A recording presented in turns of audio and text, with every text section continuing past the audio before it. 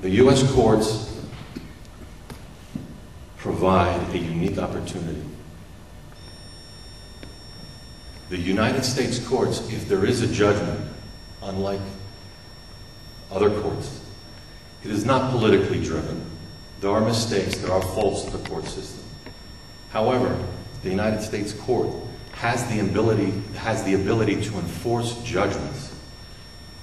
And because HSBC is involved, you have the ability to actually seize assets through HSBC.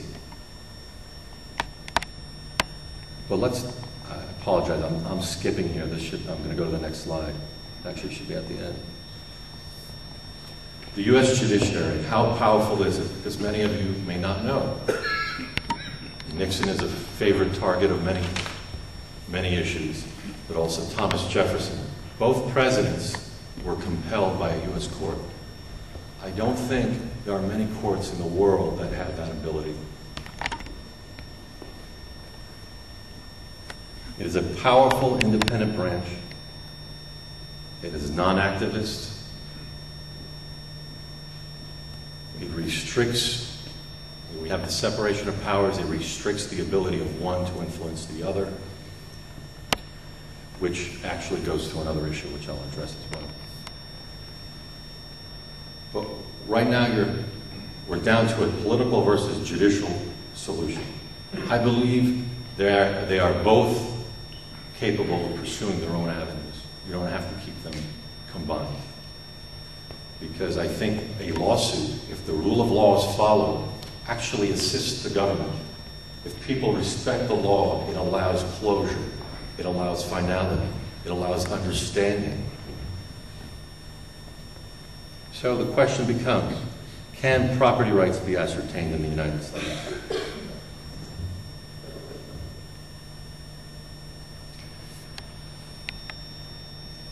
In order to sue a foreign nation, a sovereign that's recognized, you have to have an exception to the Foreign Sovereigns Immunities Act.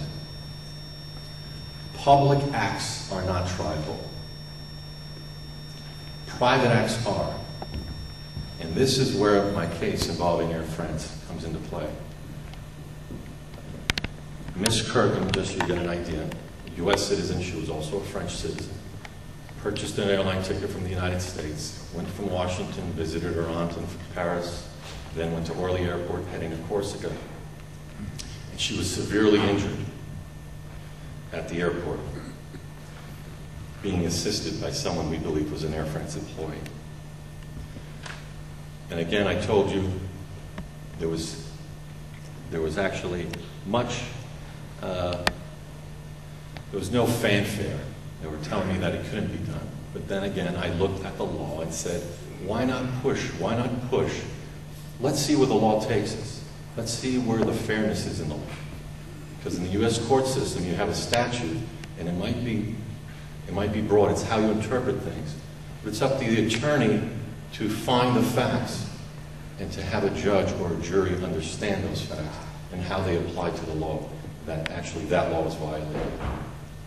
Well, the Kirkham case holds and allows when a foreign nation involves itself in a commercial act in the United States and it has a nexus to the claim overseas, regardless of the country, it is a sufficient nexus to allow for jurisdiction in the United States.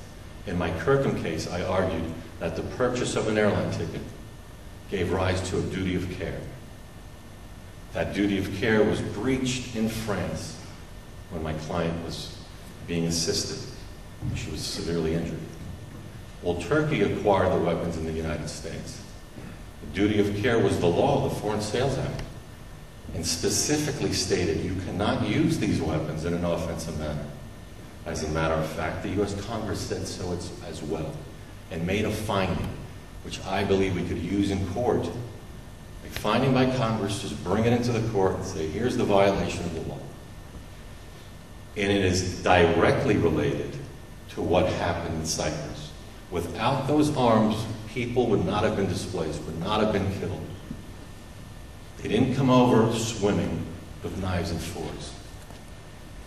They were using U.S. military equipment And that is a sufficient nexus under Kirkham v. Air France. And that is for the sovereign nation of Turkey, for what it did. Turkey then obviously remained. Who are the parties? So you have Turkey, but then you have this pseudo-state, the TRC. What is it? It's not a government. What is it?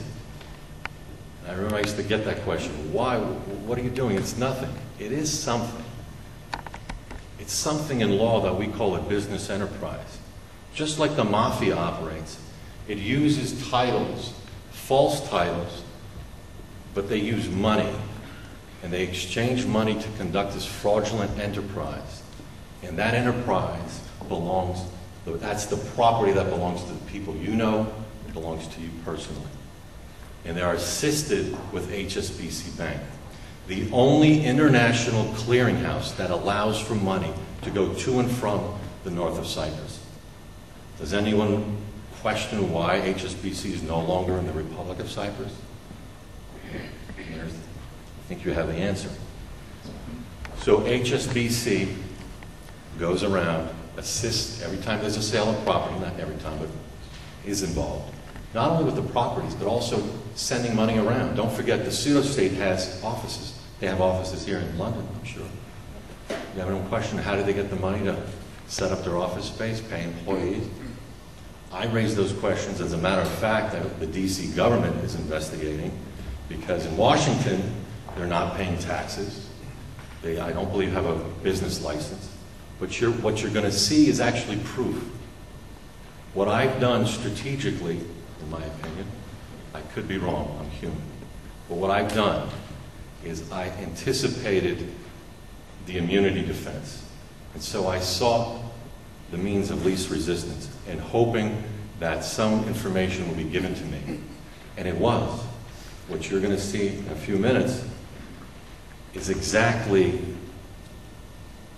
my premise, that it is a business enterprise. The Turkish Cypriots are used, as individuals are used to set up businesses, to operate these offices. The TRNC, the Turkish Republic of Northern Cyprus, as a government doesn't exist. There's no embassy, no recognition by a government. So how do they go about doing this? And this is the clandestine way they go about it. They use individuals to set up offices, to send money around, to circulate, to affect your rights, to affect your property and human rights. Every time that money is circulated, it assists and continues the violations. Ultimately, Turkey will be responsible for the pseudo-state, the business enterprise. Now, just on another twist, people might know about the Taki Chris case, Chris v. Turkey, and Athan, why is your case so different? The Chris case actually used a different exception to sovereign immunity. But more importantly, the court came down to two things. The court said, because in the Chris case, they argued that lemons from Cyprus were being sold in the U.S., and there wasn't. That was a de minimis kind of contact. As you could see, weapons used, obtained in the U.S., weapons used to displace people is direct and very, very material to what happened to many Cypriots, and is the basis of the case.